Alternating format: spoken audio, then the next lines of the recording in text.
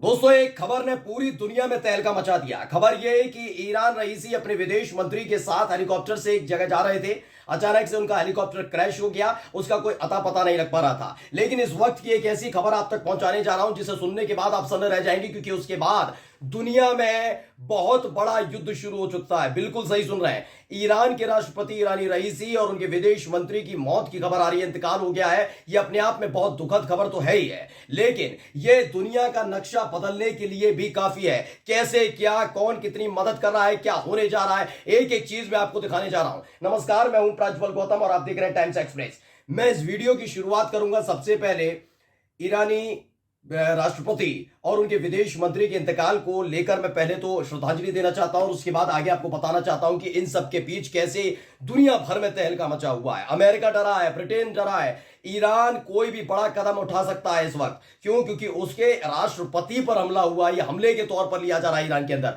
इसे एक सामान्य घटना नहीं मान रहे हैं, बल्कि इसके पीछे एक बड़ी साजिश के तौर पर इशारा किया जा रहा है। पहले खबर पढ़कर बता रहा हूं, ये देखिए। ये दावा किया जा रहा है, ईरान ऑब्जर्वर ने दावा किया कि the last picture taken of the helicopter carrying president Raisi, Iran के राष्ट्रपति जो इब्राहिम रईसी हैं, जब वो जा रहे थे दौरे के लिए, इसी हेलीकॉप्टर में सवार होकर जा रहे थे। ये आप तस्वीर देख सकते हैं, इसमें आपको नीचे कई गाड़ियां नजर आ रही होंगी और यहीं से उन्होंने उड़ान भरी थी। इस हेलीकॉप्टर के जरिए वो जा रहे थे। उस वक्त की ये तस्वीर है और उसके बाद अचानक से मौसम खराब हो जाता है। अब तक आपको मौसम खराब नजर नहीं आ रहा होगा, थोड़ी थोड़ी धुंध नजर आ रही होगी इस तस्वीर में, लेकिन अचानक से मौसम खराब होता है। एक और वीडियो मैं आपको दिखाने जा रहा हूं, ये वीडियो देखिएगा। قف شده الان همکاران ما این گزارش رو تهیه کردن میفرستن. البته کار بسیار سخته. الان تصاویر رو مخاطبین محترم میتونن ببینن که چگونه گروه های امداد در حالی که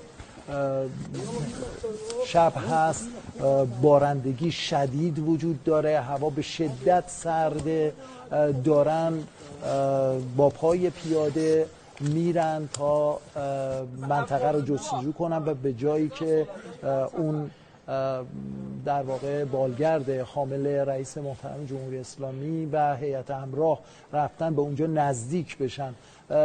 علیرغم دشواری کار در شب ولی لحظه ای इस वीडियो में आप देखिए किस तरीके से धुंध है, रात के वक्त की है, जब खबर आई थी कि ईरान के राष्ट्रपति इब्राहिम रईसी का हेलीकॉप्टर क्रैश हो गया और उसके बाद रेस्क्यू टीम लगातार उस इलाके में, क्योंकि वो पूरा का पूरा फॉरेस्ट वाला इलाका है, जंगल वाला इलाका है, तो वहां पर उनका सर्च ऑपरेशन चलाया जा रहा था। बताया जा रहा है कि लगातार बारिश, लगातार फॉग, ठंड पड़ रही है। इसकी वजह से रेस्क्यू टीम को उन्हें ढूंढने में, उनके हेलीकॉप्टर को ढूंढने में, इब्राहिम रईसी को, उनके विदेश मंत्री को ढूंढने में काफी मशक्कत करनी पड़ी। ईरान ऑब्जर्वर ने से भी ट्वीट किया, लिखा breaking rescue teams are still searching for president Raisi, the weather is rainy, foggy and cold. बताया गया कि प्रेसिडेंट रईसी को लगातार ढूंढा जा रहा है।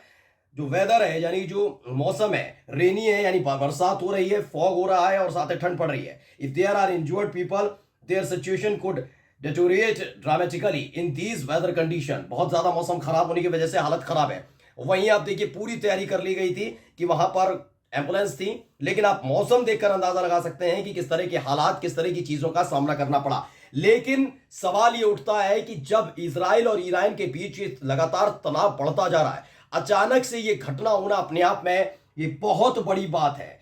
क्योंकि लगातार इनका, यानी इजराइल का जो खुफिया एजेंसी है मोसाद, वो दावा करता रहा है कि जहां जहां उसके नागरिकों पर, उनकी चीजों पर हमला हुआ, मोसाद ने उसका बदला लिया। सवाल उठ रहा है कि मोसाद ने ये सब कुछ किया है। यह सवाल एक सबसे महत्वपूर्ण हो जाता है। पहले मैं खबर पढ़कर बता रहा हूं आपको। इस खबर को हिंदुस्तान ने खबर छापी और क्या लिखा है, इब्राहिम रईसी और विदेश मंत्री नहीं बचे जिंदा, ईरान सरकार ने कर दी पुष्टि। ईरान सरकार की तरफ से बता दिया गया है कि हां, उनके राष्ट्रपति इब्राहिम रईसी और उनके जो विदेश मंत्री हैं वो नहीं बचे। क्या खबर है? हेलीकॉप्टर क्रैश में रईसी और ईरान के विदेश मंत्री हुसैन अमीर अब्दुल्लाहियां की मौत हो गई। हालांकि अब तक ईरान सरकार की ओर से आधिकारिक तौर पर कुछ नहीं कहा गया है, ये बताया गया। लेकिन जो खबर है, ये दो बड़े राजनेता, वो भी ईरान के, और वो क्यों जरूरी हो जाते हैं इजराइल के लिए, वो मैं पहले आपको समझा देता हूं। क्यों बार बार मैं ये कह रहा हूं कि इजराइल की तरफ शक जा रहा है? इसलिए क्योंकि ये दो चेहरे आते थे लगातार सामने। जब जब हमास की बात हो, जब जब बात हो, इजराइल ने जो हमला किया था सीरिया की राजधानी दमिश्क में ईरान के दूतावास पर, तब न केवल ईरान के राष्ट्रपति बल्कि ईरान के विदेश मंत्री जो हैं अमीर अब्दुल्लाहियान, वो दोनों सामने आते रहे और उन्होंने ईरान इजराइल को सबक सिखाने की बात कही थी। और माना जा रहा है कि एक एक गतिविधियों को जो अंजाम दिया गया इजराइल के खिलाफ, इजराइल के अंदर जो हमला हुआ था, वो विदेश मंत्री अमीर अब्दुल्लाहियान और ईरान के राष्ट्रपति इब्राहिम रईसी के इशारे पर ही दिया गया था। यानी कुल मिलाकर ये दो बड़े चेहरे एक खलनायक के तौर पर थे इजराइल के लिए, अमेरिका के लिए भी, ब्रिटेन के लिए भी, और इन सब के बीच अचानक से दो लोगों को ही निशाना बनाना, ये जानकारी, ये पहुंचना कि ये दोनों हेलीकॉप्टर से जा रहे हैं, एक ही हेलीकॉप्टर में सवार है, ये तमाम सवाल उठ रहे हैं कि इसके पीछे हाथ किसका है। कई तरह की खबरें निकल कर आ रही है। खबर यह भी है कि रूस भी इस पूरे मामले में कूद पड़ा है। रूस ने अपनी रेस्क्यू टीम को भी भेज दिया है। ईरान के राष्ट्रपति इब्राहिम रईसी की सर्च ऑपरेशन के लिए भेजा था, लेकिन अब खबर निकल कर आई कि इब्राहिम रईसी का इंतकाल हो गया। उनके विदेश मंत्री जो उसी हेलीकॉप्टर में सवार थे, वो यानी कि आमिर अब्दुल्लाहियान, उनका भी इंतकाल हो गया, उनकी जान चली गई है उसमें। लेकिन ये खबर सिर्फ यहीं तक रहने वाली नहीं है दोस्तों, याद करिएगा। सीरिया की राजधानी दमिश्क में ईरान के दूतावास पर हमला और ईरान के एक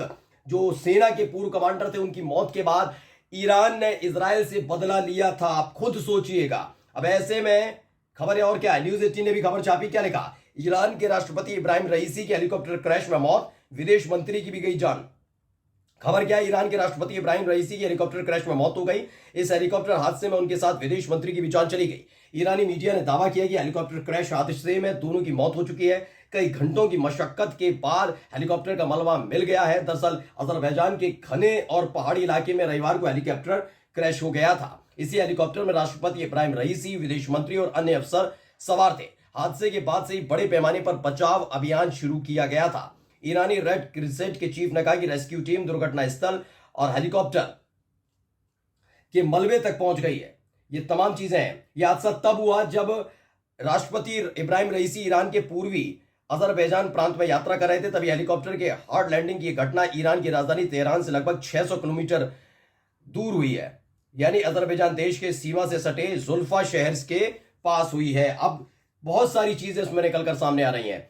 इसमें यह भी है कि हाल ही का जो एक बड़ा बदलाव सामरिक तौर पर, यानी कि जो हलचल देखने को मिल रही थी, गजा इजराइल के बीच में संघर्ष, यानी फिलिस्तीनी और इजराइल के बीच संघर्ष होता है, इजराइल और उसके बीच में संघर्ष के बीच इजराइल की एक गलती, इस अचानक से ईरान का इस पूरे संघर्ष में आ जाना, ईरान के राष्ट्रपति का साफ साफ कहना है कि किसी भी कीमत पर इजराइल को नहीं बख्शा जाएगा और बदला भी ले लेना, ये तमाम चीजें बता रही थी कि ये चीजें जल्द सुलझने वाली नहीं है, क्योंकि ईरान पर लगातार दबाव बनाया जाता रहा। और ईरान के राष्ट्रपति जो इब्राहिम रईसी हैं, उन्होंने हर दबाव का खुलकर और डटकर सामना किया था। ये पूरी दुनिया देख रही थी कि कैसे जब मुस्लिम परस्त देश भी फिलिस्तीनियों के खिलाफ खड़े हो गए थे और इजराइल के साथ खड़े थे, उस वक्त भी ईरान अकेला एक ऐसा मुस्लिम परस्त देश था, या यूं कहा जाए यमन एक दूसरा ऐसा देश था जो लगातार गजा के साथ फिलिस्तीनियों के साथ खड़ा था, जबकि ये काम सब मुस्लिम परस्त देशों को करना चाहिए था। ये सब हो रहा था अमेरिका की वजह से। अमेरिका को सीधे सीधे टक्कर देने का काम यमन ने, हुती लड़ाकों ने, हिजबुल्लाह ने